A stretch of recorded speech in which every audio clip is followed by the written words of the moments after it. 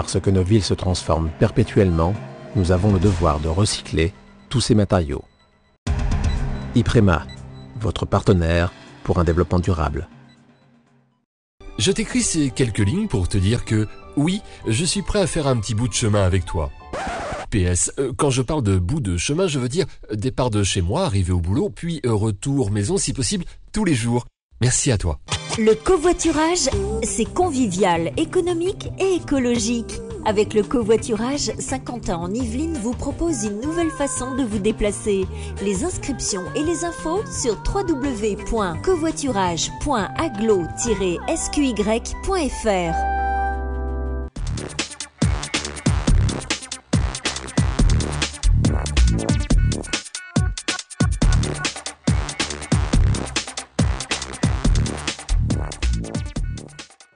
Bonjour à toutes et à tous, bienvenue pour ce nouveau numéro d'Équilibre, le magazine de l'environnement et du développement durable. Un numéro consacré à l'Observatoire des sciences de l'univers de l'Université de Saint-Quentin en Yvelines, où l'on découvrira comment les chercheurs mesurent les gaz à effet de serre et la pollution atmosphérique qui nous entoure, mais aussi quelles sont les répercussions sur notre santé et notre vie quotidienne.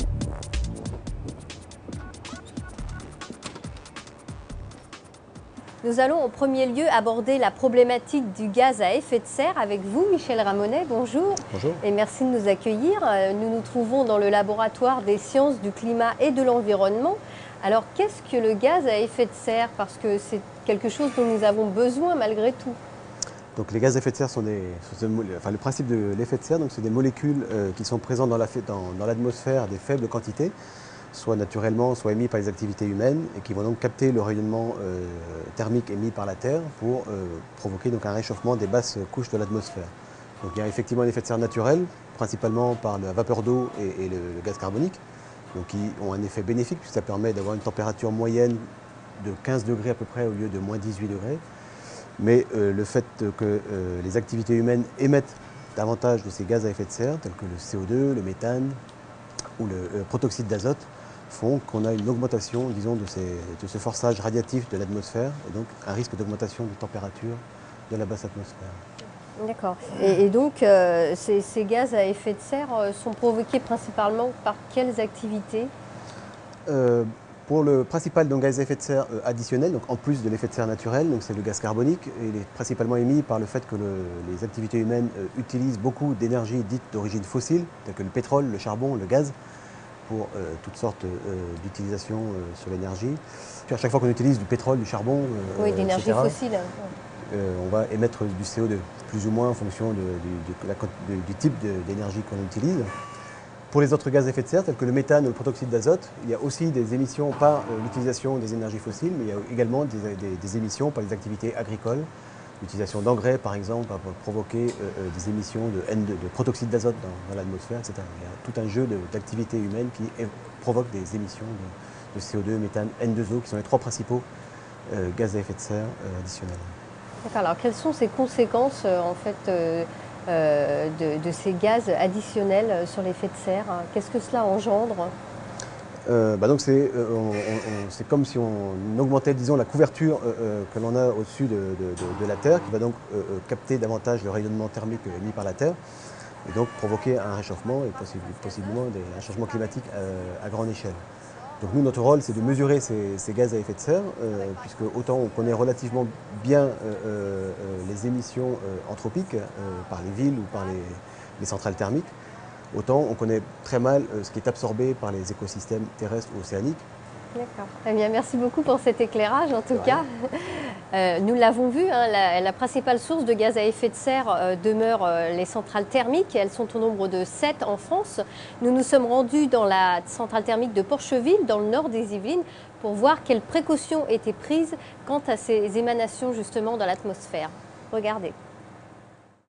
Repérable de loin grâce à ses 2 cheminées de 220 mètres de haut, elle tourne depuis 1968.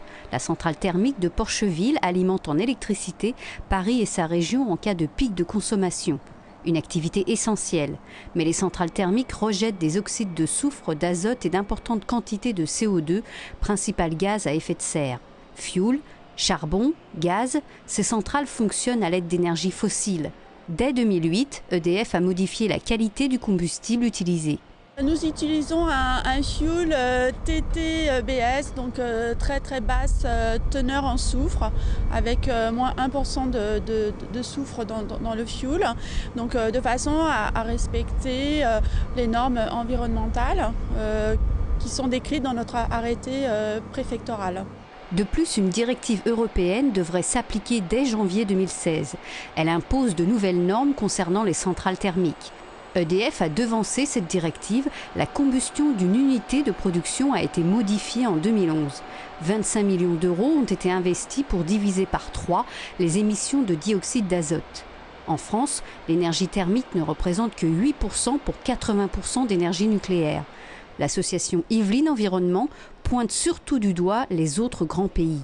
Si l'on regarde la production de centrales thermiques, en particulier à charbon, de la Chine, de l'Inde, des États-Unis et même d'une partie de l'Europe, alors là, effectivement, on est loin, malheureusement, des objectifs de Kyoto. Un protocole qui prévoyait la réduction de 5% des émissions de gaz à effet de serre entre 2008 et 2012. Aujourd'hui, les experts prévoient plutôt une augmentation de ces rejets pour les 10 années à venir. La pollution atmosphérique, nous la subissons au quotidien sur nos routes, dans nos villes. Alors qu'en est-il réellement? Comment la mesure-t-on? Pour le savoir, nous sommes en votre compagnie. Bernard Bonsang, bonjour. Bonjour. Alors justement, comment travaillez-vous au quotidien sur la mesure de la pollution atmosphérique? Alors au quotidien, on travaille soit sur des mesures que l'on fait in situ lors de campagnes sur le terrain, dans différents environnements, qui peuvent être des environnements très pollués, du genre agglomération, ou dans des zones beaucoup plus reculées, où l'on suit une sorte de bruit de fond, c'est-à-dire le niveau résiduel qui existe à l'échelle du globe. On analyse pour différents composés, en particulier en ce qui nous concerne sur ce qu'on appelle les composés du carbone organique, les COV, carbone organique volatile. Ils sont des principaux facteurs de la pollution atmosphérique. D'accord. Alors quels sont ces composés réactifs justement présents dans l'atmosphère? Alors les composés qui nous intéressent en pollution atmosphérique, ce sont soit des composés organiques, genre hydrocarbures, soit des composés genre oxyde d'azote et ozone. Le tout formant un milieu réactif qui caractérise en fait la pollution photooxydante. À quoi sont-ils dus Ces composés sont dus principalement aux émissions industrielles, aux émissions par les transports routiers, aux industries, au processus, au chauffage, au processus de chauffage urbain. Actuellement, ce qui préoccupe beaucoup, ce sont les émissions par les composés organiques volatiles. C'est la pollution photooxydante. La pollution photooxydante, c'est ce qui se produit dans les agglomérations. Lorsque vous avez émission de composés organiques volatiles, émission d'oxyde d'azote, le tout forme un milieu réactif. En période d'ensoleillement intense, en été particulièrement, avec beaucoup de rayonnement, on a une production d'ozone au niveau du sol, ce qu'on appelle la pollution photooxydante. On arrive à réduire ces émissions. Actuellement, ce que l'on fait, c'est qu'on réduit la vitesse des véhicules. En réduisant la vitesse des véhicules, on réduit les émissions. Maintenant, une des préoccupations, c'est les émissions de particules fines. Il faut aussi réduire ces émissions de particules. Alors justement, les industriels de l'automobile affirment que grâce aux filtres, on réduit... Les filtres. Le filtre est un moyen efficace pour réduire les émissions. Alors aujourd'hui, où en est-on de la pollution atmosphérique? Est-ce qu'on est en bonne voie? Est-ce qu'on est optimiste? Je dirais qu'au niveau de l'Europe, il y a des normes assez strictes et on a réussi à réduire. Nous-mêmes, nous avons fait des mesures il y a une dizaine d'années dans la région parisienne, dans un tunnel. On a fait les mêmes mesures récemment dans le même tunnel. Et on a vu effectivement qu'il y avait une réduction importante des émissions par les véhicules, qui est due à l'utilisation de pots catalytiques, par exemple, puis à des moyens de contrôle beaucoup plus stricts, à une meilleure ventilation des tunnels, Et on a observé dans Paris aussi que l'on respectait la plupart du temps ces normes de pollution. Merci pour toutes ces précisions. Quelle est la corrélation entre pollution et santé et quelles répercussions sur notre organisme? Reportage en images. Industrie, automobile ou encore chauffage, les principaux responsables de la pollution qui nous entoure. Le soufre, l'oxyde d'azote, l'ozone et les particules qui s'en échappent forment les polluants que nous respirons au quotidien. Plus ces particules sont fines, plus elles pénètrent dans les poumons et plus les conséquences sont importantes sur la santé. Au sein de l'université de Saint-Quentin en Yvelines, les médecins constatent une augmentation des pathologies, on va dire, strictement respiratoires, des pathologies cardiovasculaires, peut avoir des déclenchements d'infarctus ou éventuellement des augmentations des décès. Et puis aussi, on a trouvé des fois des risques augmentés d'accidents vasculaires cérébraux, c'est-à-dire ce qu'on va appeler des attaques. Voilà. Parmi les populations les plus exposées, les enfants dont le système respiratoire n'est pas mature, ce qui engendre une augmentation des bronchiolites.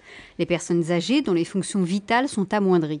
Les fumeurs dont les poumons sont déjà fragilisés du fait de leur tabagisme.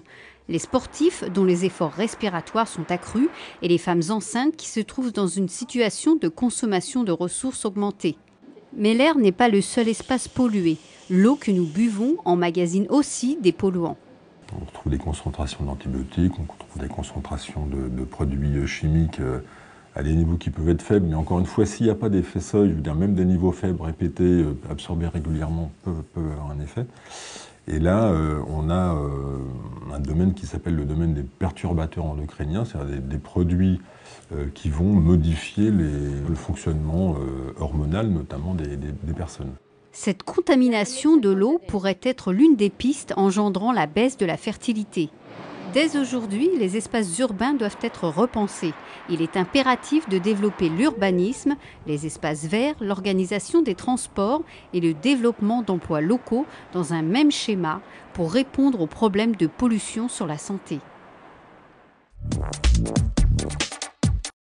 Ainsi s'achève ce nouveau numéro d'Équilibre. Merci de l'avoir suivi. Avant de nous quitter, quelques dates à noter dans vos agendas. Le développement durable des métiers pour demain, il en sera question le 19 février à la Maison de l'Environnement. Rencontre autour de scientifiques, d'artistes et de professionnels pour évoquer l'habitat de façon écologique. Et puis on reste encore dans l'habitat, toujours à la Maison de l'Environnement, le mercredi 6 mars, autour d'un atelier « Construis ton habitat spectaculaire » avec des cas plats, sculptures et architecture éphémère pour les petits architectes dès 3 ans. Nous, on se retrouve le 15 mars pour un nouveau numéro d'Équilibre. Ciao!